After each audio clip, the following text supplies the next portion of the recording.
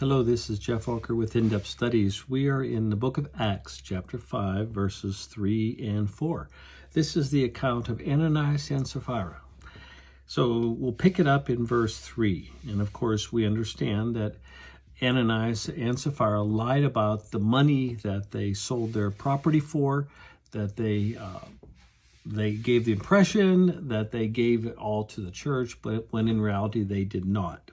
So pick it up in verse 3. Then Peter said, Ananias, how is it that Satan has so filled your heart that you have lied to the Holy Spirit and have kept for yourself some of the money you received for the land? Didn't it belong to you before it was sold? And after it was sold, wasn't the money at your disposal?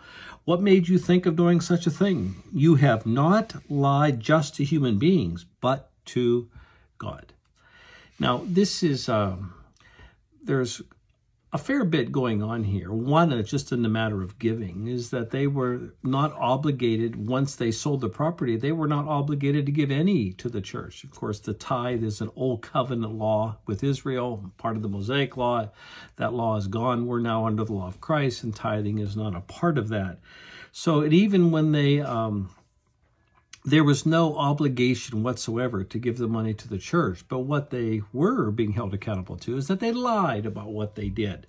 But the key point that I want to point out right here is that it equates lying to the Holy Spirit with lying to God. And this is one, at least from my point of view, one of the clearest places where it clearly describes the Holy Spirit as God. Of course, he's the third person of the Trinity, the Father, Son, Holy Spirit.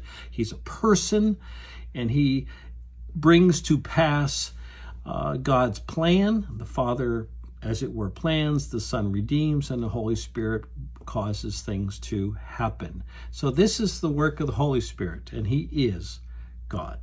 Thanks so much, and you can check out more of Geoff's thoughts on youtube.com, and there you can subscribe to them. Thanks so much. Bye-bye.